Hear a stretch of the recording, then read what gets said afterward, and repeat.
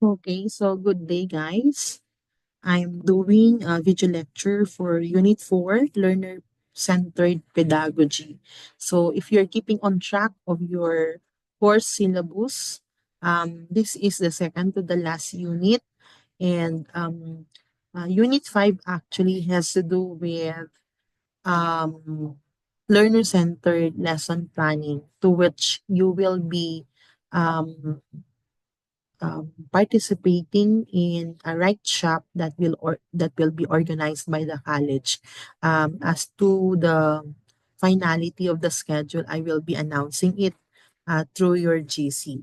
So, learner-centered pedagogy, we have actually started knowing this concept even in Unit 1 when we um, defined learner-centered approach or learner-centered teaching. You came across the definition of this particular concept. Okay. But just to reiterate and to just to give emphasis on the concept of learner-centered pedagogy, we look into learner-centered teaching, and hence we start on this slide. Learner-centered teaching is an approach, that actually is highly encouraged, particularly in today's context, educational context. With the onset of the pandemic, um, we cannot um, we cannot do away from um, what do you call this, adhering and to learning modalities, which are actually um, learner centered in nature. No? So when we talk about um, alternative delivery mode, when we talk about blended learning, these are um, these methods actually, or these structures are or would these structures actually characterizes learner-centered teaching. Okay, so in a learner-centered environment, the teachers or the facilitators, are um, innovative in terms of their styles, strategies, pedagogies, and even in terms of the methods that they use, in the delivery of instruction. Okay, and as we all know, learner-centered shifts the role of teachers from the traditional um, uh, role, which of course makes them what the sole expert in um, the delivery of instruction, them being more knowledgeable or informed of the subject matter. So, from the teacher as a mere source of knowledge, or one who delivers information to students, from that particular role, traditional for that matter, to a facilitator, which is more um, learner centered in approach or in nature. Okay, so from mere givers of information to uh, compassionate and a dedicated facilitators in student learning. Okay, so the focus of these facilitators is not solely or exclusively for students to learn or to grasp information, but to engage, the learners, um, to make them be more immersed of the learning tasks and activities, for them to become more self-regulated learners, independent and active learners. Okay? So you will be in lesson 2, we will be talking about the different methods, and while in lesson 1 we lay down the structure. So what is um what is being practiced, for instance, in our basic education, so in elementary and in secondary, and even adapted in higher education. So as I mentioned, there are two lessons here. Lesson one would be on structures for facilitating LCTs. And in this lesson, the three structures will be provided as we proceed with the slides. Okay, so herein are the objectives. You can just read on that. I'll be sending the PowerPoint in your GC. So in addendum to what I just mentioned, as per slide 2, we look into the concept of learner-centered pedagogy. So this is so closely related to learner-centered teaching. In fact, it is, no, also or otherwise known as learner-centered teaching. So in learner-centered pedagogy, learners are viewed as active participants in their own learning, no? With their education being shaped by personal or individual factors like their interests, the prior knowledge that they have, their enthusiasm to make discoveries or to engage into active investigations, no? Their willingness actually to learn on their own. No? So even without so much of the scaffolding of the teacher, in a learner-centered pedagogy, the learner um, has the interest and the enthusiasm to find ways and means for him or her to learn. Now, in learner-centered pedagogy, teachers as facilitators employ activities, methods, instructional materials, and even technology, no? Classroom management techniques which are appropriate for chosen subject areas. So this, I think, is the very rationale why um, to some of your general education subjects or even in your professional education subjects, your teacher employ diverse approaches. No? So depending on uh, the course goals or the course objectives, no? Especially in prof ed subjects which are included in your um, syllabus, no, when you will be taking the board licensure examination for professional teachers. While it is advised that the teacher would make use of LCP, learner-centered pedagogy, no? There is still is a need for teacher-centered approaches, no? Especially when the teacher envisions that you are to learn concepts and principles, no, that are needed simply because they form part of the exam, licensure exam.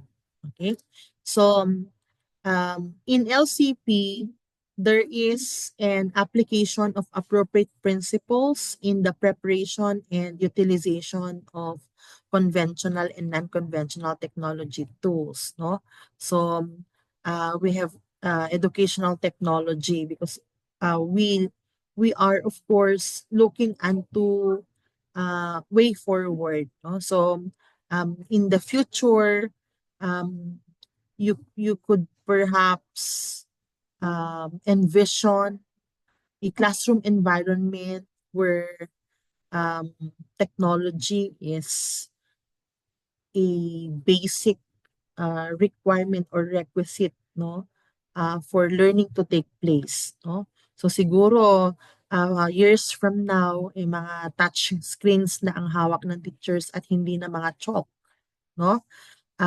Puwedeng kayo ay hindi niyo na kailangan ng actually ginagawa niyo nga yun ngayon, 'di ba? Hindi na kayo nagte-take down notes, pinipicturan niyo na lang yung mga sinusulat ng teachers niyo on the board, no? So, we cannot do away from this technology because, that's the all of the time, no? Even in the delivery of instruction, there's blended learning. We make use of technology. Okay, so there are applications when you will be um, as you have your assessment, no? May mga applications na kung saan pwedeng magbigay ng assessment ang teacher. So you have your that quiz, no? There are different applications which are free for that matter, no, relative to learning. Okay, so these are um, technologies, variety of delivery modes of instruction, as well as traditional and alternative teaching strategies. So actually, this is the very content of lesson one in relation to the different structures that are to be considered, no, in facilitating LCTs, no. So we have here in the following, we have formal education, we have alternative learning system, and we have alternative delivery mode. So these are the three main structures, no, in facilitating LCTs. And we will be looking into these three structures one by one. What particular what's the difference, for instance, between formal education with that of non-formal and informal education? um, what is this MISOSA or e-impact or OHSP? What about mobile learning, mobile teachers? So, irrespective of what structure is concerned, siguro I'm now laying it down that these structures are actually being utilized in the basic education. So in elementary and in our secondary schools, no, these are often used. And we try to look which among these structures are also utilized in higher education. Okay. So first, we look into formal education. So this is otherwise known as traditional education. Okay? And in a traditional classroom, what do you observe? No? There is what we call systematic instruction. There is what a transfer of knowledge from one who is more knowledgeable to the to a learner, no, who in terms of knowledge, skills, and competencies is uh, lesser knowledgeable, perhaps, no, or one who must learn, no, in the context of education. So traditional education is also known as back to basics conventional education or customary education. So refers to long established customs that society traditionally used in schools. So the setup, the context in schools, no, is illustrative of what we call formal education. Now, later we will be comparing formal to non-formal and informal education. But for now, we look specifically on formal education. So the context is the kind of education that is being observed in schools or being laid down in schools. Now, what are the advantages of formal education? So, we could still see elements of a learner-centered approach in formal education, depending on the activities given by the the one knowledgeable or the teacher, no? First is that it is interactive. So most learners consider the traditional classroom environment beneficial for learning because it's a place where you can interact with not only your teachers but with your classmates, no? Through cooperative activities and group work. So where there are activities which require collaboration, where you could ask questions, or where you could talk with your classmates, give your ideas, provide feedbacks, no, uh, ask and even clarify things with your classmates or with your teachers, no. So you see it as an avenue for interaction, and I hope this is something that you had observed and had experienced, no, in your in your own ways, no, as students. Perhaps something that you have experienced during your basic education, and I think even now, even until now, that you are in your higher education. Another is it's motivating, no? The learning atmosphere of the traditional classroom helps learners to stay focused and keep them motivated. So unlike in virtual classrooms like this, I think this is one of the disadvantage also of alternative delivery mode, when teachers make use of what, e-learning or virtual classrooms, no. So in fact, if I would ask you which mode do you prefer, perhaps when your reasons is aligned to convenience, comfort, practicality, you may want to have your classes be conducted virtually.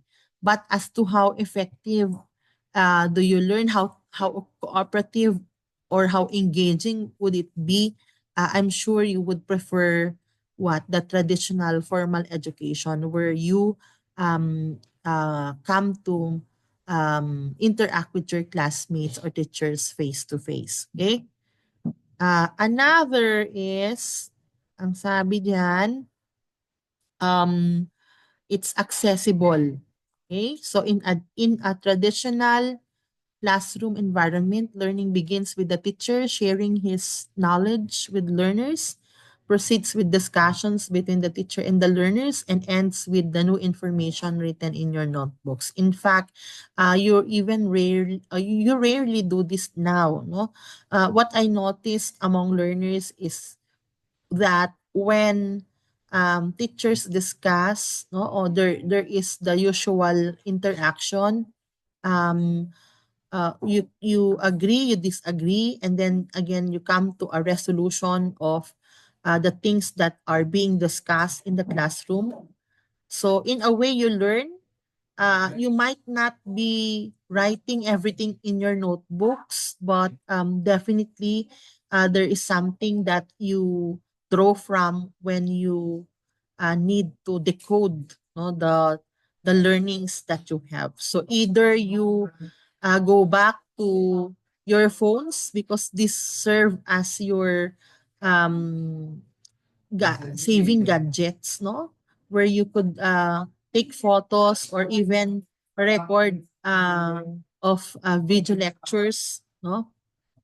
That were sent to you, or perhaps record even the face-to-face lecture you have with your teachers, no?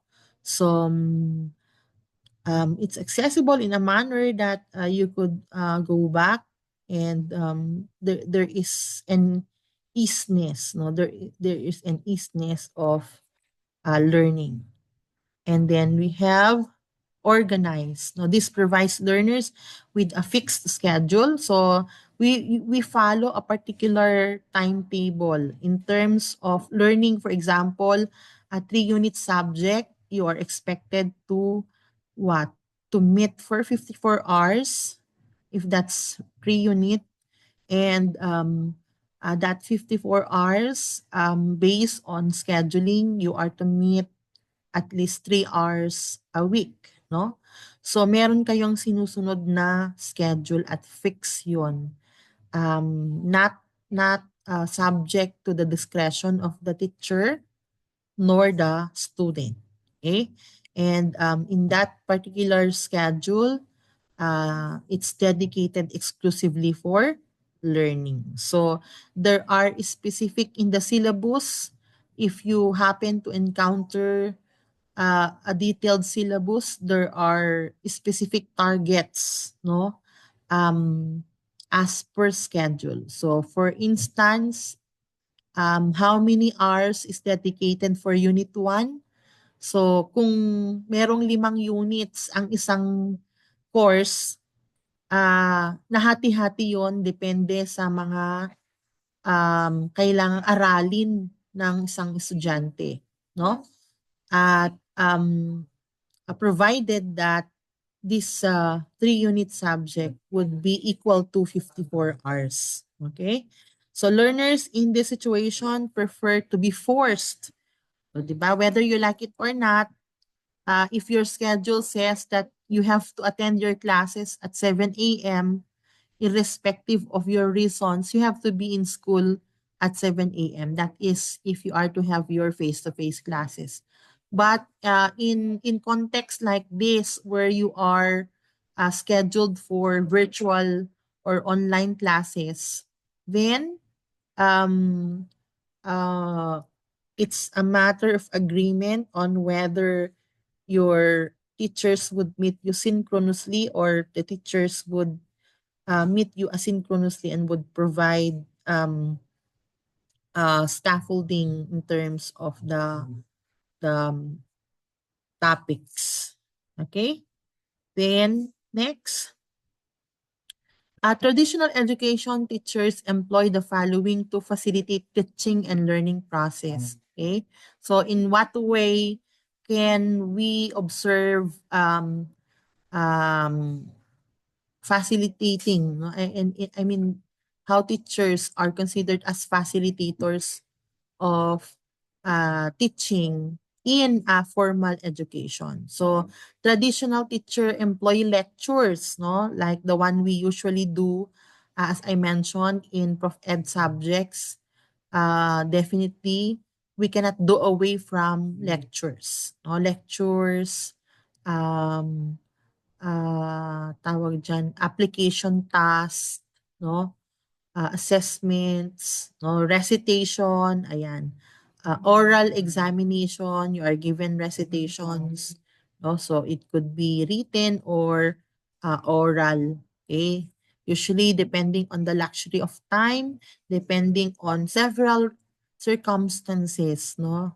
We come to agree as to what particular means is employed to ensure that there is learning. Okay? And root memorization. So, ito yung sinasabi ko sa inyo, no?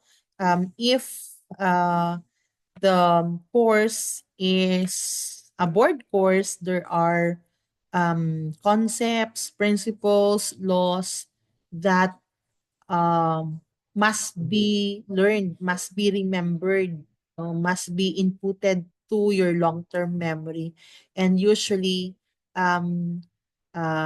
it is this is made possible through rote learning or memorization. Okay, so I'm not saying that that is the thing that you should only do, no?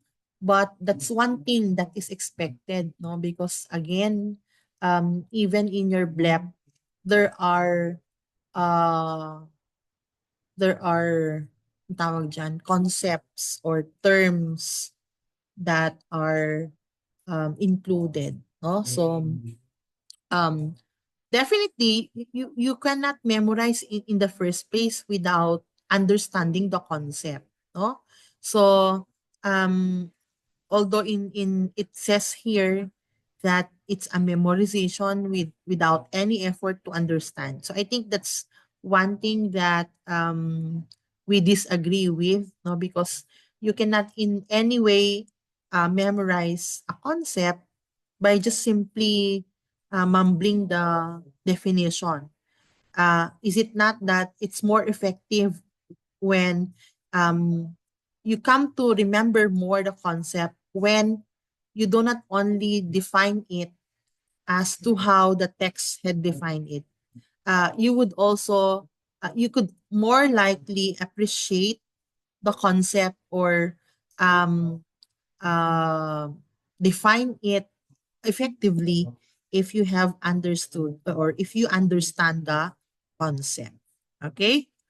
Then what else? Now another is the alternative learning system. So this is another structure apart from the formal education. We have also ALS. No, so I think this is not the first time that you will be hearing this concept. Okay, but again, we try to technically define it. So it's a ladderized, modular, non-formal education program in the Philippines. To whom is it given? For dropouts. So those who have decided to discontinue in their studies for some reasons, no, or circumstances that they may have encountered or experienced, and they were not able to, because of this, they were not able to finish their basic education. So either in elementary or in secondary. This ALS is also given for OSY, out of school youths, no?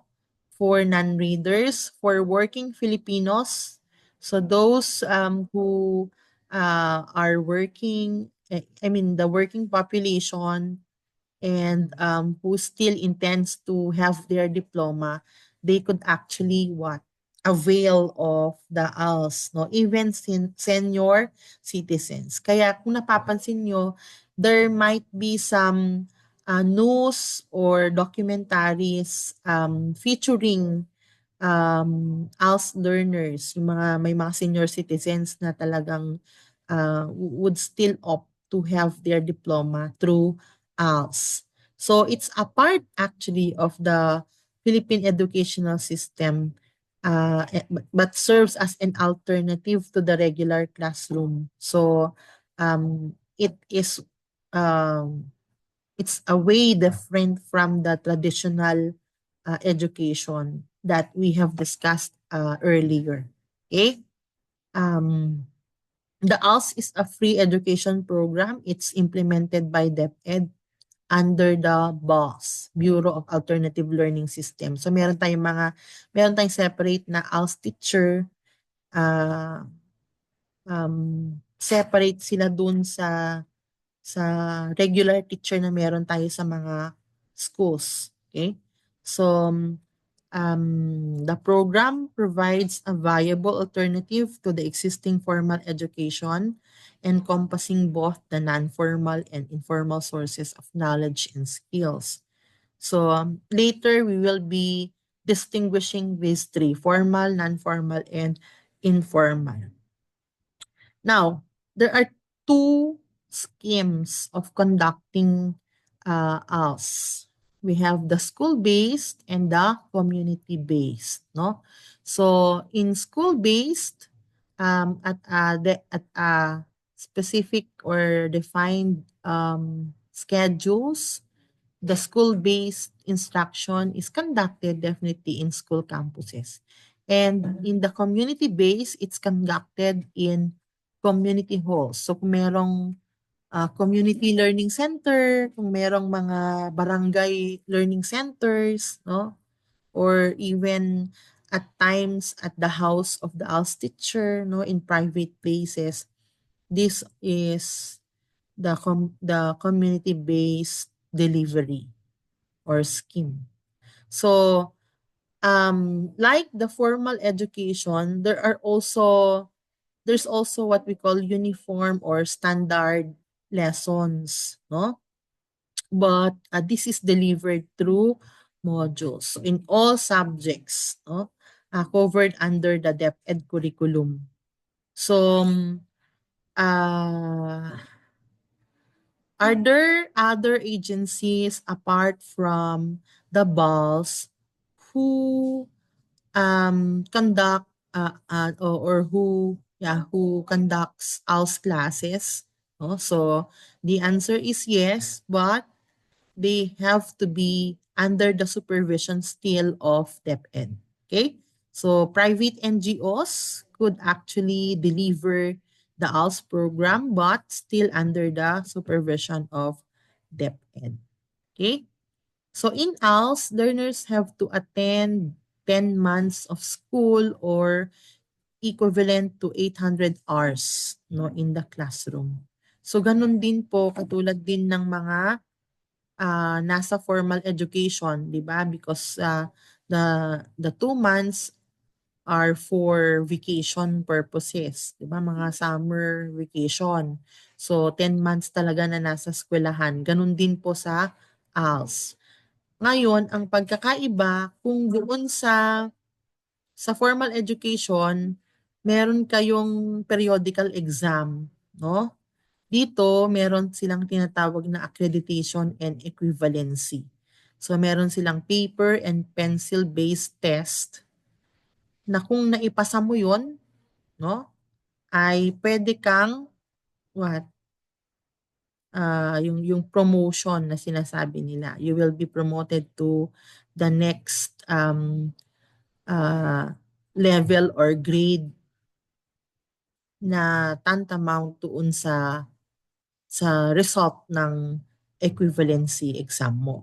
Okay? So the test that is given for ALS learners um, offer two learning achievement at two learning levels. So either elementary or in elementary and secondary. So those who are able to pass are given are given certificates, no, equivalent to a diploma in the formal school. So para bang um, ikaw ay sinasabing um, tawag diyan, eligible, no? Parang as if you are eligible like that of those who attend informal schooling. No, there was a year where we have a number of ALS enrollees in the College of Human Kinetics, no?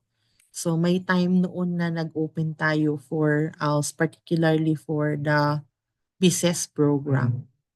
Okay?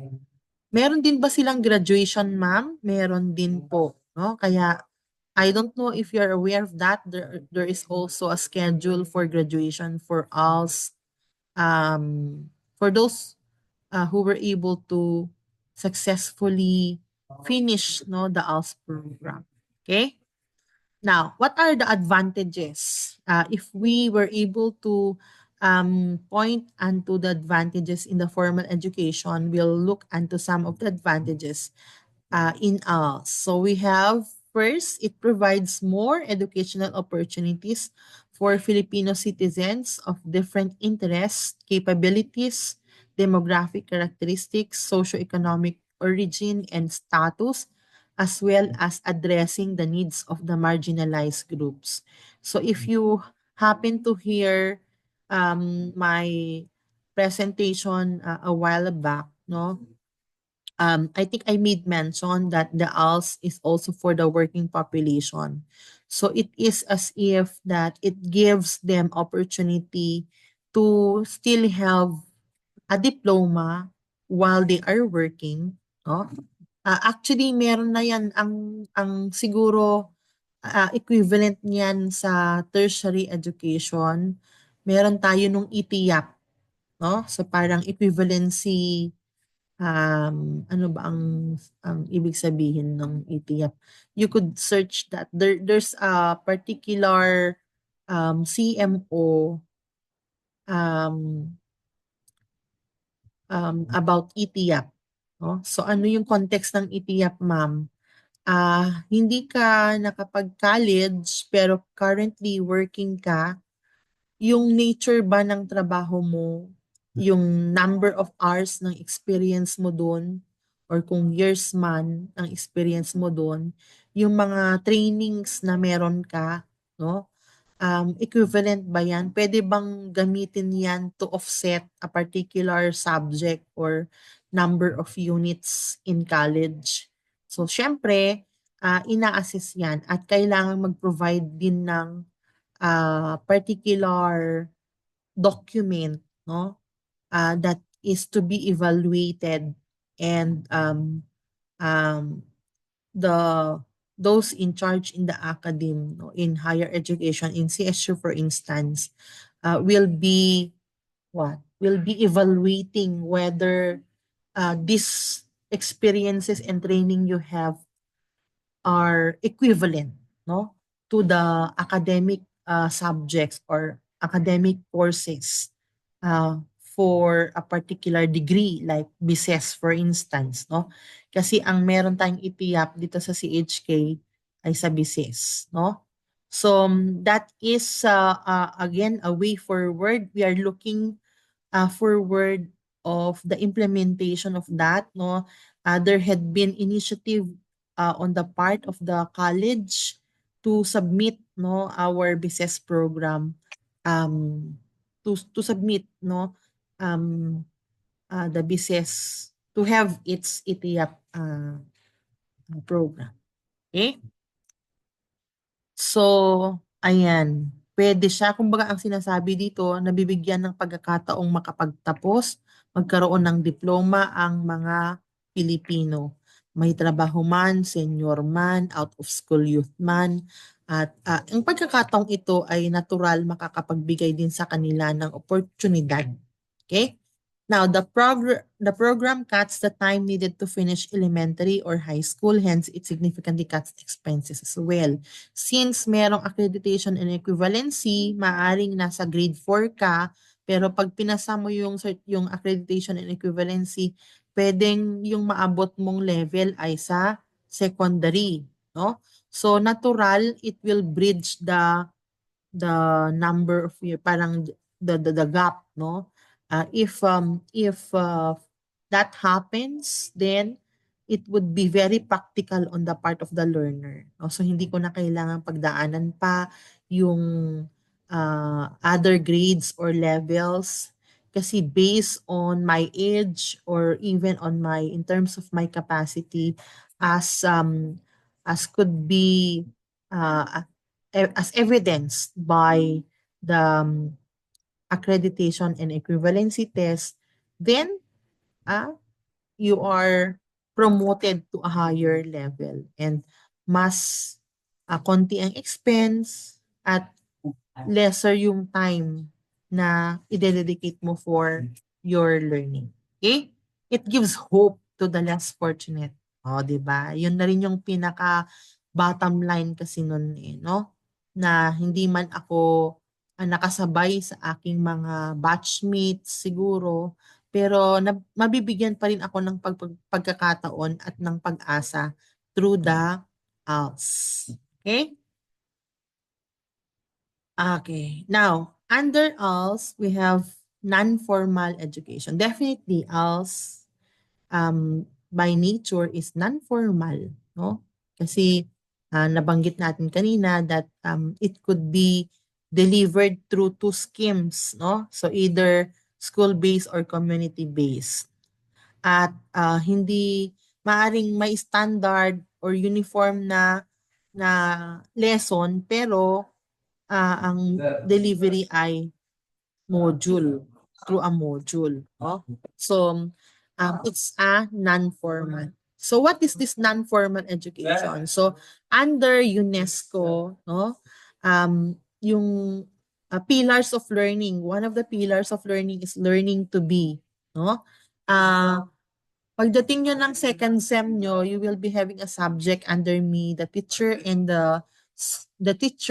the community, parang ganun. So, we will be looking into the different pillars of learning. And siguro, in relation to non-formal education, um, we discuss this learning to be, no, one of the pillars of learning. So this pillar of learning stresses on non-formal education because a large number of people are preoccupied with the work for earning.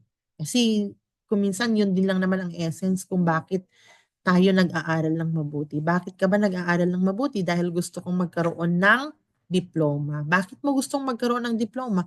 Dahil gusto mong magkaroon ng stable na trabaho. Bakit kailangan mong magkaroon ng stable na trabaho? Dahil gusto mong kumita. Bakit gusto mong kumita? Dahil gusto mong kahit papaano magkaroon ng comfortable na pamumuhay. No? So,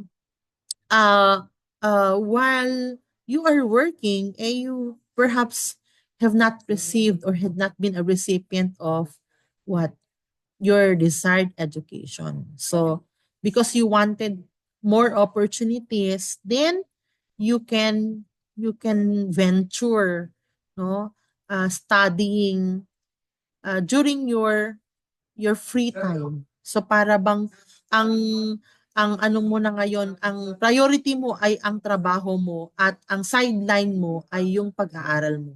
No, baliktad. Yung mga nag-aaral sa formal education, ang priority nila ay ang pag-aaral nila at ang sideline nila ay ang kanilang mga trabaho. Dito sa non-formal education, natural ang priority mo ay ang iyong trabaho at ang sideline mo ay iyong pag-aaral, no? So, you are given this opportunity to study privately, no? So, there is still is what a systematic education, one that is deliberate and planned, organized still, but outside the four walls of the classroom. So, ibig bang sabihin, ma'am, may sinusundan pa rin akong curriculum? Yes, definitely. Kasi kaya nga sabi natin kanina, accredited pa rin yan at under pa rin ng control ng DepEd. At kung mangyari yon, natural, meron pa rin kayong susundan na lesson plan, no? I mean, not as strictly as the lesson planning that you have seen in informal education, but there are still planned activities, assessments. There is still is a systematic pedagogy or instruction. Okay? So, uh, another is informal education. So it consists of learning activities that are voluntary and self-directed. So magkaiba yon ha. Titingnan natin mamaya yung specific differences ng formal sa informal at non-formal. So self-directed, lifelong and motivated mainly by intrinsic interest, curiosity, exploration, manipulation, fantasy, task completion, and social interaction. So, informal learning occurs in an out-of-school setting and can be linear or non-linear and is often self-paced. Okay. So, kung minsan kahit kaming mga teachers, no, we still engage into informal learnings, no? We attend to courses, informal trainings, no? Uh,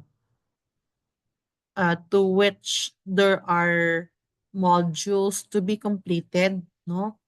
Pero self-paced siya. Big sabihin, nakadepende sa'yo kung kailan mo uumpisahan at tatapusin. Pero depende na lang sa kung open yung program, no? Kung open yung program, you could actually finish it anytime you want. But if the program says that you start on this day and must be finished on this date, no? So may mga ano kasing ganun, mga informal trainings na ganun ang kanilang conditions. So this is also called as incidental education. So it takes place both consciously and unconsciously and it's not systematic. So I think this is the difference of informal to that of formal and non-formal because formal and non-formal is or are systematic. There are planned activities, no? Unlike informal na there is none. Okay?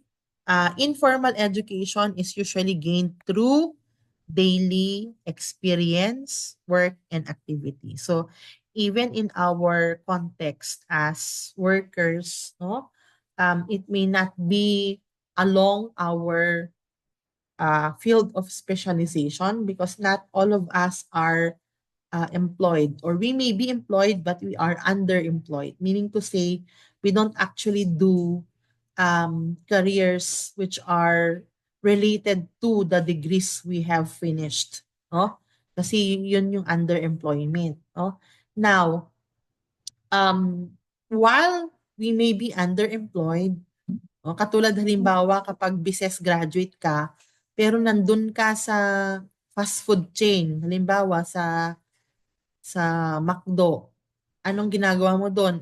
Food panda, driver, ano bang tawag doon? Oh, so yun yung ginagawa mo. Hindi mo ina-apply yung pagiging business graduate mo sa pagiging food panda deliverer or driver, no? Pero may mga incidental education or learnings ka na maaari mong makuha doon sa pagiging food panda driver mo, no? Na of course in connection to your experiences and to your everyday work and activities. Okay? Now again, this I think from slides 18 to 21, we will be looking specifically on the differences between formal, non-formal, and informal education. So there are differences as to goals. For formal education, natural. Ano ba ang goal natin? We wanted to learn, we wanted to have a diploma. No? If you are enrolled in schools, definitely your you are envisioning that you could get your diploma after 4 years if your degree call you to finish it for 4 years, no? So yan, there are aims which are well fixed in advance. And then no predetermined aims for informal education. For non-formal, you still have a goal in mind, perhaps for you to have your accreditation and equivalency certificate so that you could um, enroll to higher education. No? You might not have yet your, ano ba yun, card. Ano bang tawag doon? Ano bang, paano yun? Form 113 ba yun o 114? No?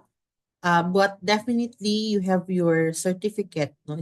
Especially if you were able to pass the equivalence, accreditation and equivalency exam. And you'll be using that certificate for you to enroll into higher education. So you still have a clear-cut goal. Okay? As to age limit, for formal education, masyado na tayong meron na tayong yung basic education law, no? And it says there that at 6-year-old, you are supposed to be enrolled in your grade 1, no? So, kumbaga, parang there is a particular age where you are supposed to be in formal schooling. Okay? And even up to the time you complete that. Although, hindi naman tayo masyadong dyan, lalong-lalo na sa tertiary education, sa higher education, there's no such thing as age discrimination. Okay? So it's more of you cannot enroll if you don't have yet this age, lalong-lalo na sa kindergarten or sa grade 1. Huh? Now, no age limit both for informal and non-formal. Okay? So as to result, syempre, systematic kasi yung formal education. So merong careful, deliberate planning, and therefore, we could say that there is a good education. Okay? For informal and non-formal, it depends. But for informal, it's more of a negative learning because self-paced nga siya no? So along the process, pwedeng hindi tama yung intindi mo doon sa konseptong naaral mo. Maaring erroneous, no? At maaring you carry this all throughout the process, no? All the while, itong alam mong tama pero hindi pala. Bakit? Kasi there's no facilitator who would actually give you scaffolding or give you feedback on how effective your learning is, no? For non-formal, it depends. It could be good, but it could be not good also, no? So, ayan. Work schedule, fixed pa rin ang formal at non-formal kasi sabi nga natin, systematic at may planned activities siya. Sa rules and regulations, definitely very strict ang sa formal education. Sa non-formal, sometimes there can be rules, especially when um, there is a schedule for accreditation and equivalency. No? Meron pa ring rules dyan. Meron pa ring rules natural doon sa kung paano nyo gagawin ang mga task, performance task and all. Yung sa module and all.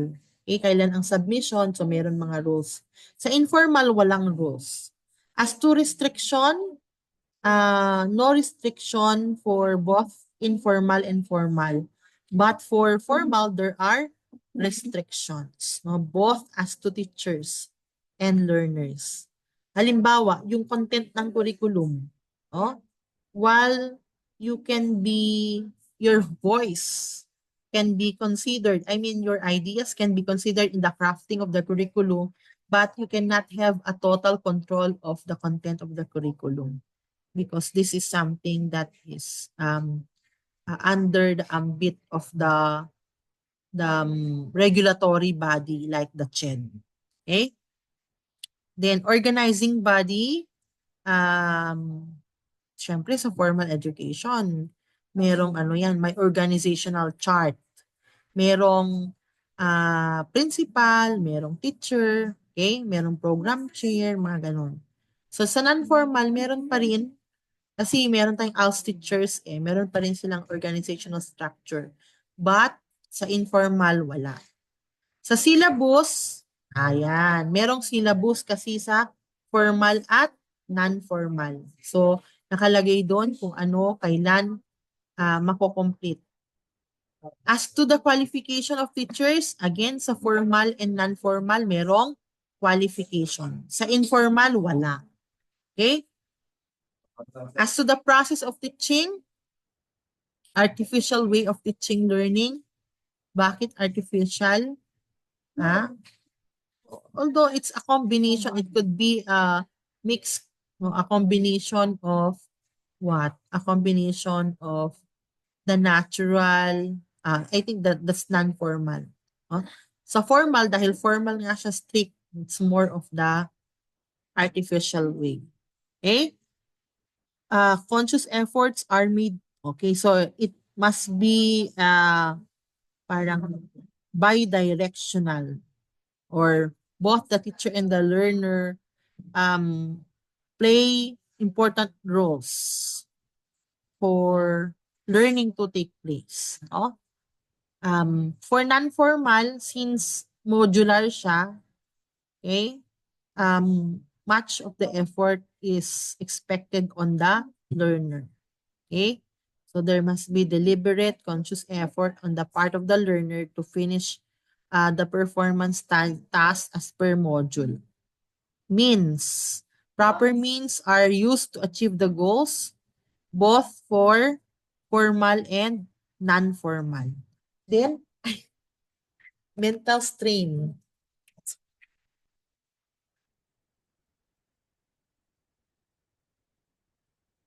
Bye-bye. Then, we have mental strain. No? Leads to mental strain, definitely, 'di ba? Nakaka-stress pag nasa formal schooling kayo, no? Bakit? Maraming kailangang gawin, mga exam, requirements, okay? Strenuous din sa non-formal dahil you are to what? You are to complete a module. Okay? Sa informal, walang masyadong pressure. Matapos mo man yung um, training or hindi, nasa iyo yun. Kasi parang it's more of, sabi nga dun kanina sa previous slide, it's more of an intrinsic motivation. Okay? So kung gusto mong madagdagan ang iyong kaalaman, parang recently merong certification ang BICES, no? So parang non-formal education yun. Bakit? Binigyan sila ng module, kailangan nilang aralin within a span of time and then After that, there is a scheduled certification, 'di ba? So non-formal 'yon. Okay? Although siguro yung iba, ang tingin nila ay informal, no? Bakit? Ah, feeling nila self-paced. So I don't know what happened, no? Because for the many number of students, parang only konti lang ang pumasa. So well, those are actually additional eligibilities, no? Na kailangan ding seryosohin kasi hindi naman magbibigay ang college ng endeavor, hindi kayo pasasabakin sa isang sitwasyon na hindi advantageous sa part nyo. Okay? Then set up, natural, formal ang formal, sa non-formal ay partly formal, partly informal. And then sa informal ay no formalities are observed. Okay? Now, still under ALS, we have mobile learning. So mobile teachers are specialized teachers. O ito yung mga kailangan sila ang dumadayo sa komunidad para magbigay ng serbisyo. Yan, mobile learning yan. Or yung learning on wheels na sinasabi nila, 'di ba? May mga justice on wheels, meron ding learning on wheels, no? So, it's the teacher, the mobile teacher who goes to the community to organize learners and teach, no? So, ayan, illiterate and out of school youth and adults ang kanilang tina-target. At ang content ng curriculum ay basic literacy skills, no? Meron ding accreditation and equivalency similar to that of the non-formal education, no? Especially for those who were not able to go back to formal education. Big sabihin, dati silang nasa formal schooling pero they left school for some reasons, and because of uh, the the opportunity perhaps given by the mobile teachers, no, they could take the accreditation and equivalency exam for them to get back to formal education. Okay? Now, I think this portrays the role of mobile teachers from the traditional role of being experts to being consultants. No? So, before, no, the main role of the teacher, no, is to serve as expert. Parang walang ibang means of learning, walang ibang deliverer of knowledge kundi ang teacher. So the teacher is viewed as someone expert who presents relevant information to the learners. The learners are considered as novice, no?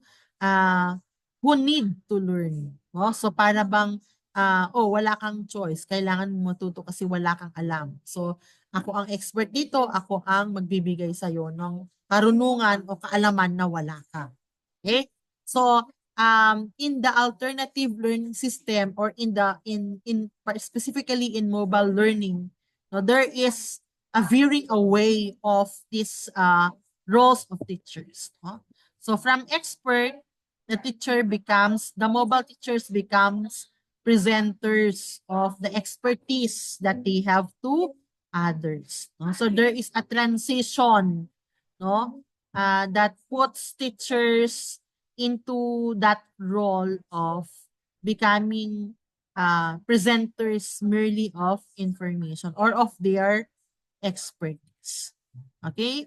To that of being moderator. So the role of the teachers, because of the changes of time also brought about by technology, there had been advancement in terms of what people know because of internet, no?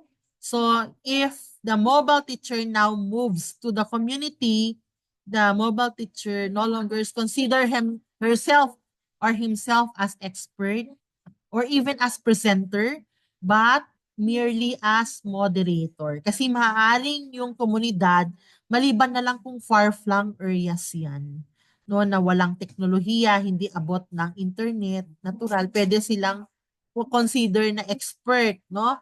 Pero kung rural area na meron pa rin namang advancement of technology, abot pa rin naman ng wifi or meron pa rin namang mga gadgets. So, the role of the teacher shifts from being an expert or presenter to being a moderator and a consultant. Okay? Then we also have, okay, the last structure is the ADM, Alternative Delivery Mode. So, ilan sa mga ito ay nagamit natin, lalong-lalo na nung unang pasok ng ah, online class dahil sa pandemic. Okay? So what is this ADM? It's an alternative modality which is being done within the confines of the formal system.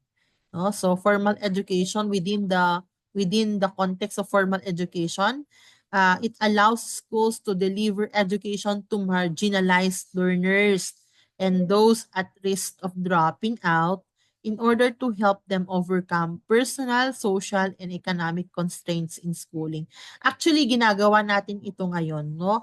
I happen to know some pupils in Carig Integrated School na enrolled sila sa Carig Integrated School pero hindi sila pumapasok para bang choice ng estudyante. Hindi naman choice ng estudyante. Actually, hindi naman choice din ng estudyante na hindi siya pumapasok, no? Kumbaga parang depending on the situation of the student, no?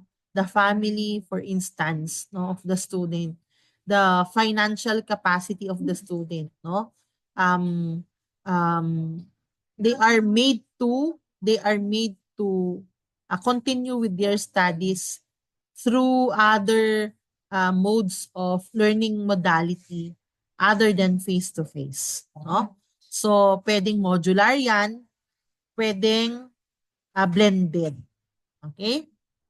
So, yan. So, it's a flexible, ADM is a flexible learning philosophy that includes non-formal and informal sources of knowledge and skills. It's still under the control of DepEd. Okay? So, this is observed not only in elementary but even in secondary. Now, what are some of the ADMs? No? So, we have MISOSA, Modified in School of School Approach. Dito, dalawang klase. Titingnan natin mamaya kung ano yun. It combines formal and non-formal learning activities to meet the needs for classrooms, learning materials, and teachers. So, this is observed in the elementary education, MIMOSA. No? This is not new.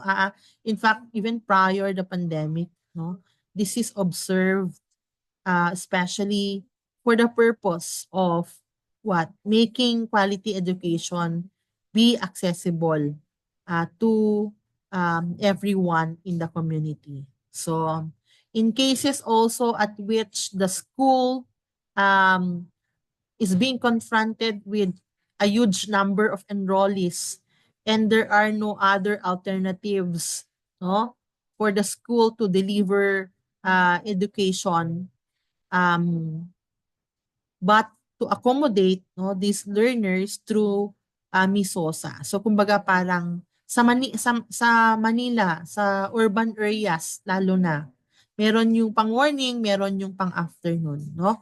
Pag morning papasok sila, pag afternoon meron silang mga activities na kailangan gawin.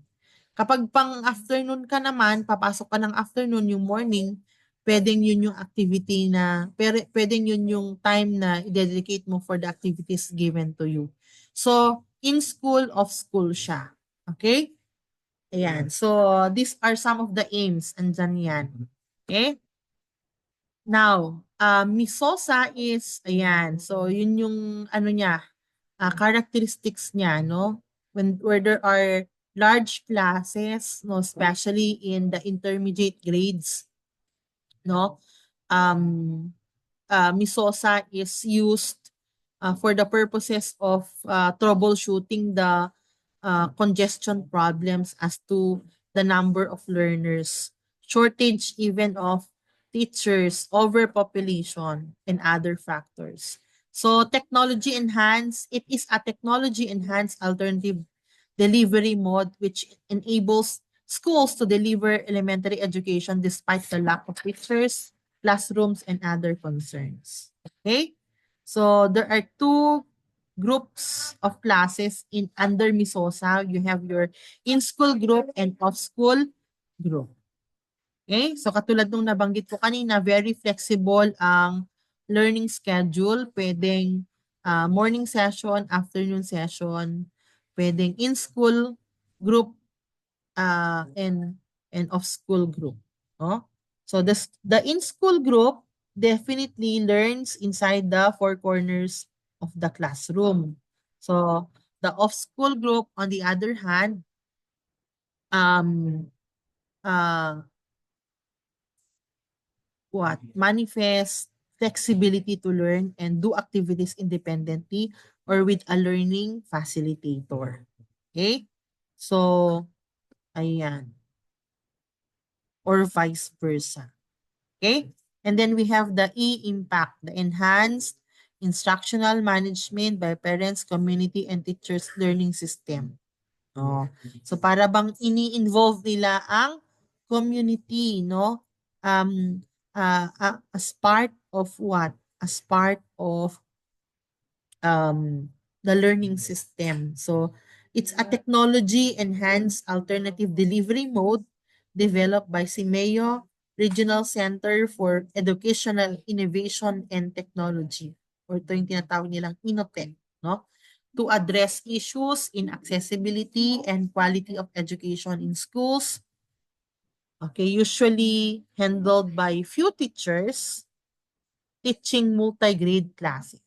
So kumbaga parang magkakasama grades 1 and 2 and 3, grades 4, 5 and 6. Meron pa ring mga schools na ganyan dito sa Pilipinas, no? Multi-grade classes, no? And there are issues as to approach, no? Teaching strategy and even as to what approach teaching strategy and activities, no? But through the e-impact, no, it could be made possible. Okay? So we look into the differences of the two, Misosa and impact. Okay? So as to the Misosa, the this is an ADM that is meant to decongest, no? Or to resolve over congestion in schools. Okay? Um, Also, um, for students or pupils in the intermediate grades. Okay? There is a para teacher, meaning to say there is a facilitator, learning facilitator that handles half of the class, no, or the off school, no? And then it makes use of self-instructional materials. So parang meron din siyang module. Okay? As to the impact, it is meant to address issues of both access and quality. So yung Misosa kasi is access lang. Ito naman ay access and quality. And ang implementation niya ay hindi sa intermediate lang, kundi sa lahat ng grades, across grades. Okay, this is a system in which the parents and the community and the students themselves collaborate and cooperate. Okay, so kaya nga no, binibigyan mo ng role ang komunidad, no, pagdating sa learning ng yung anak, sa education ng yung anak, na dapat lang naman, 'di ba? There must be an effective link between the home, the school, and the community when it comes to the education of our children. And hence, all of these stakeholders play important role, when it comes to education. Okay?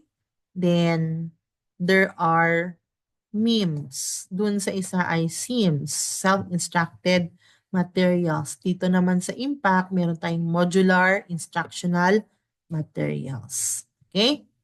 Ayan. So I think that's the difference, no? Doon sa Misosa, ang scheme ay merong in-school group na nasa paaralan, merong off-school group na handled by a learning facilitator. Doon sa impact, children may go through the module, no? Individually or with a peer group or with a program teacher or even through the facilitation assistance of the parents. Okay? Then we have what?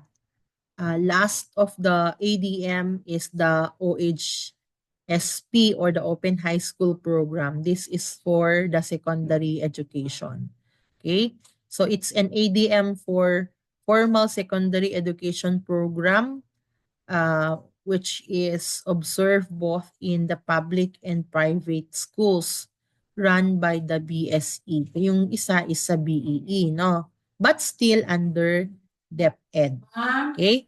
So the program provides an opportunity for those who graduated in elementary but were unable to start or complete their secondary education due to some circumstances that they have.